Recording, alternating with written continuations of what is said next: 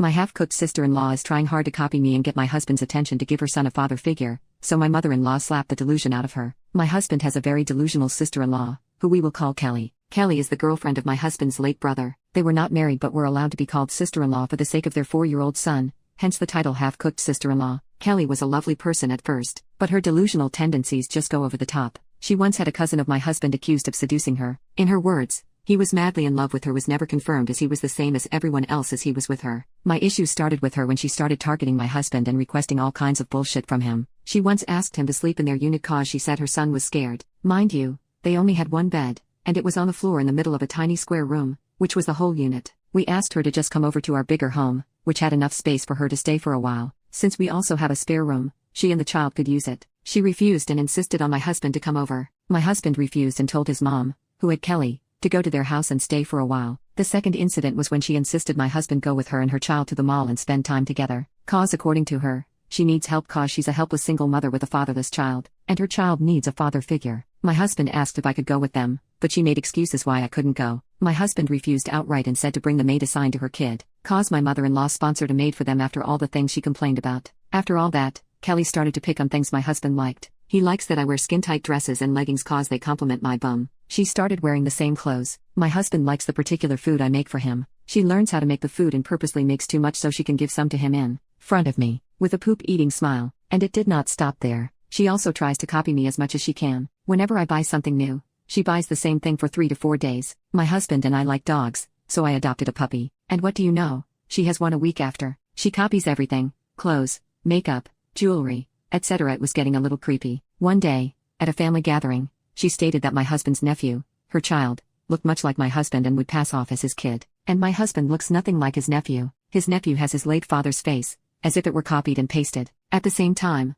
my husband and his brother look nothing alike. I yelled a very audible no, they don't. This was followed by my husband's sister saying, "Are you blind? They look nothing like each other." I would say he has his father's face. Kelly responded, "People would mistake them like a father and son." She then proceeds to whip out her phone and show the wallpaper of it as my husband and his nephew smiling together. I looked at the phone and her and said, "Oh, is this why you've been trying to get my husband's attention the whole time?" Confused, my mother-in-law asked, "What do you mean?" I casually said, "Well, why don't you ask Kelly? She's been trying to get my husband alone with her for some time now." "Good thing your son's not an idiot." Kelly then shouts, "What the hell is your problem? I was just trying to give my son some normalcy and experience having a family and a father. By trying to take my husband? You are a homewrecker in the making, a stalker and a creep. No wonder no one would date you. God, your child would be better off without his whore of a mom in his life." I yelled back at her. I stood up, thanked everyone for their time, and left with my husband. Update: mother-in-law called us and asked if I was okay. She reprimanded me for my actions but was also sympathetic to the fact that Kelly offended me. She wondered if Kelly and I could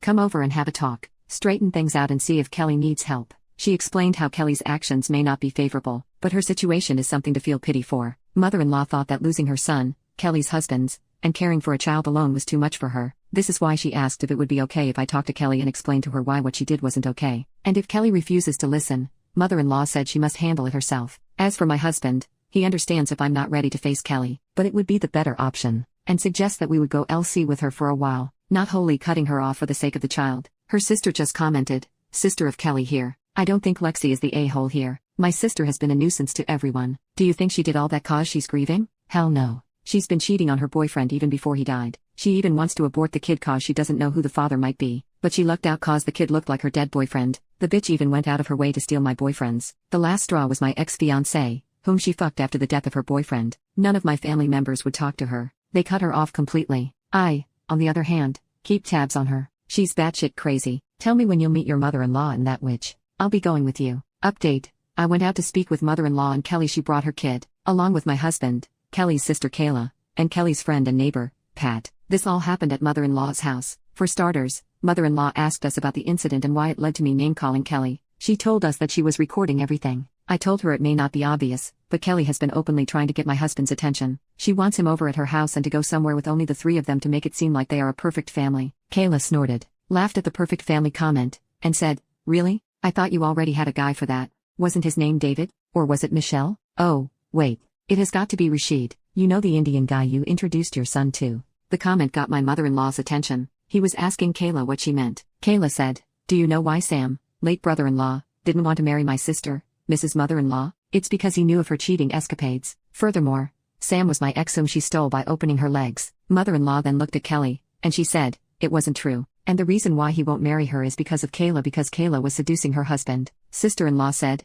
in which part are you his wife? You claim my brother is your husband, and yet you were the reason why he died. Brother-in-law died of a heart attack after a very heated argument between them, in which he threatened to take the child and forbid him from ever seeing the kid. In our country, if the child is below 7, he must stay with the mother unless the mother is no longer capable. Kayla shouted, he was only waiting for the child to age at least 7 to get him off your filthy abusive claws. In all the chaos, mother-in-law was just there, shocked at all the revelations happening before her. She thought she could redeem Kelly's character in the talk, but she has no redeeming qualities. So when Kayla said something about Kelly abusing her young son, she just couldn't hold it and slapped the poop out of Kelly, which made Kelly fall over. Kelly stood up with tears and anger and said, fine, you want that bastard of a child? You can have him. Swallow him up if you can. I don't need any extra baggage to be with me. And took off, leaving the child in my Mill's care. Mother-in-law almost had a heart attack after everything that happened. She was so mad that she had been the reason why this had been going on. She said, I encourage her to stay for the sake of the child. I should have filed for custody even before. We told her it wasn't her fault. She was just concerned about the child since he just lost his father. But after that,